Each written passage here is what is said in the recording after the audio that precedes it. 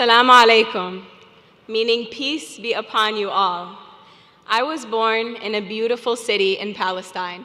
It is for this moment and this accomplishment that my parents decided to come here and build a life here. So to my mother and father, I'd like to begin by extending my deepest gratitude for their dedication, sacrifices, and love that were cornerstone to my success, as well as my brothers and sisters who have always been there for me.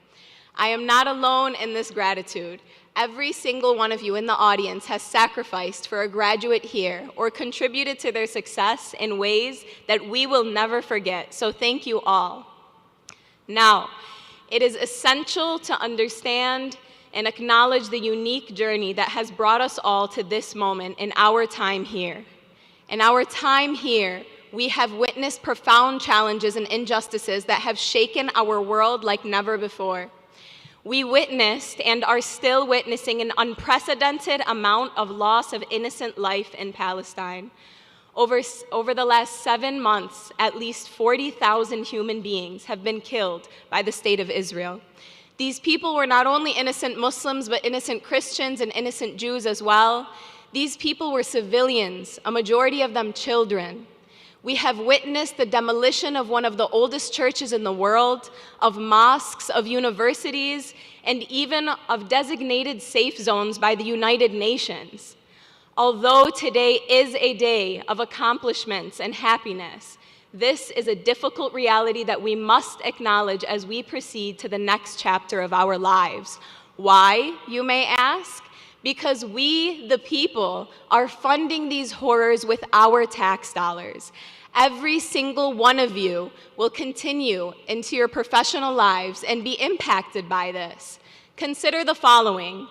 The fact that teachers who quite literally shape our future are paid less than an average full-time employee, or that 1.2 million veterans who put their lives on the line for this country, that they live below the poverty line, or that our top health insurance companies made nearly $69 billion in profits the same year that 68,000 Americans died due to a lack of access to health care.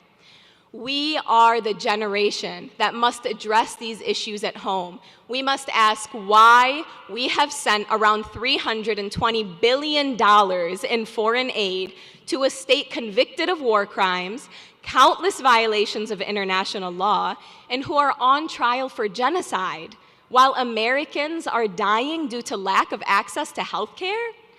This is the message that I want to leave you all with today, that we are the generation. A testimony to that statement is the thousands of beautiful, brave students, faculty, and administrators who are camping outside of universities demanding for a better use of our funds.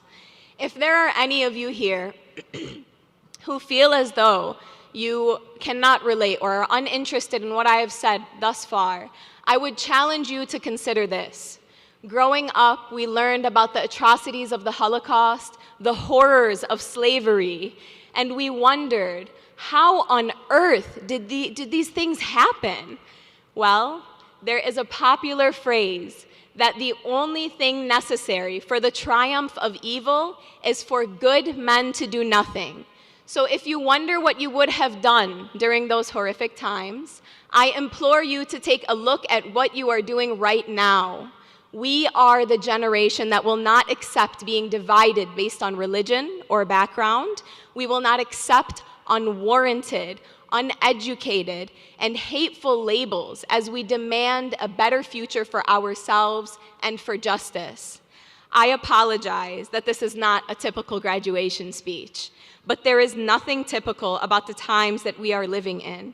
There is nothing typical about 15,000 children live-streamed deaths being watched. And there is nothing acceptable about our institutional complicity, silence, or the gross misuse of police force nationwide. The world is in desperate need of change, and we must be the ones to do it. So this goes to everybody here today, my friends and family, professors, deans, and my fellow students. We must use every opportunity we have to make change, no matter how scary it is. As the graduates of today, we have an opportunity to be the heroes of tomorrow. If we look to history, we will see that the students have always been on the right side of history. The key to this is solidarity, accepting discomfort at the cost of truth, having difficult conversations to find common grounds, and working together towards salam, which, if you recall, means peace. Remember when I leave this stage that my calling was one for peace. So to not support that would not be a reflection of our UT values or our humanity. I will end by sending my salam to the struggling teachers and veterans, to my fellow Americans, to my family in Palestine, to the people of Gaza, and to all of those who are fighting for peace. Congratulations to you all, and salam.